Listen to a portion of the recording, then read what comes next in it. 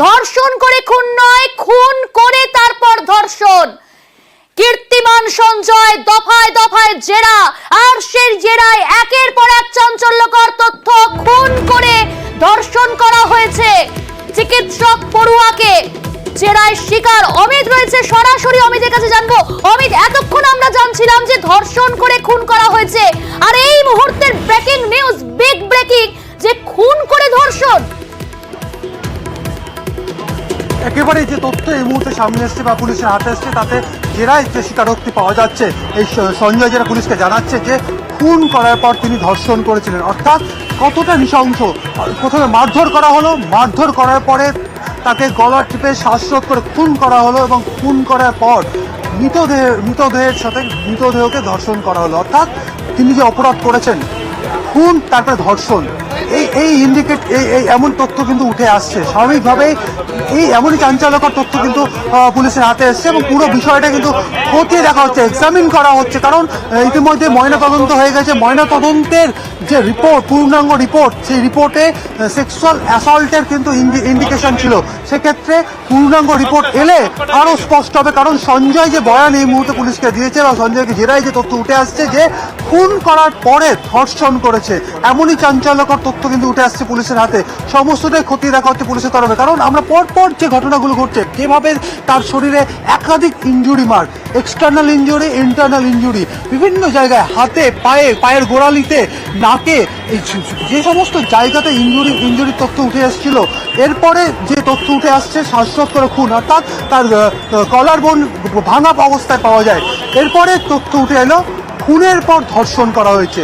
স্বাভাবিকভাবে এই তথ্য কিন্তু রীতিমতো অবাক করছে তদন্তকারী অফিসারদের। কারণ এই যে তার ঔদ্ধত্য, তিনি জেরা টেবিলে বসে, এই জায়গাটাই আসবো তোমার কাছে অমিত, এই জায়গাতেই ফিরবো তোমার কাছে। তথ্য প্রমাণের চেষ্টাও করেছে অভিযুক্ত, জেরায় স্বীকার করেছে। আমরা দেখলাম গতকাল এতটাই উদ্ধত, নির্বিকার, বলছে যে ফাঁসি দিলে দিয়ে দিন। আর আজ জেরায় স্বীকার করলো যে তথ্য প্রমাণ লোপাট করার চেষ্টা করেছে এই অভিযুক্ত।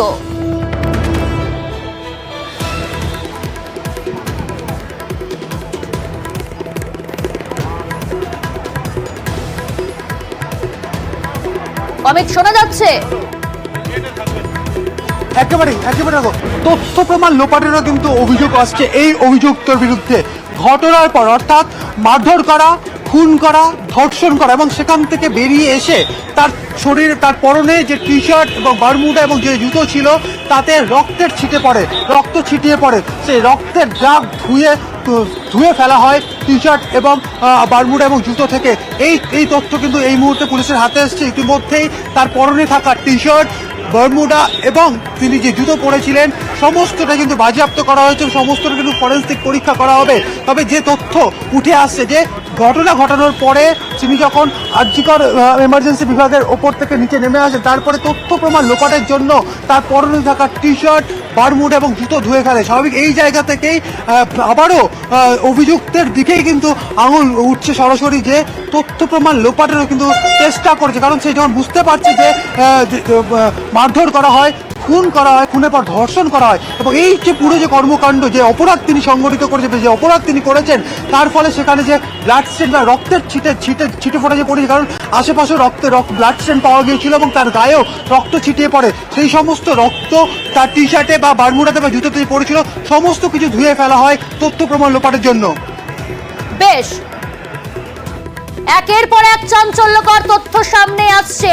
আর গ্রেপ্তার হওয়ার পর থেকেই উদ্ধত সঞ্জয় জেরায় দোষ স্বীকার করেও নির্বিকার, যেমনটা বলছিলাম, এমনটাও দাবি করা হচ্ছে পুলিশের তরফ থেকে।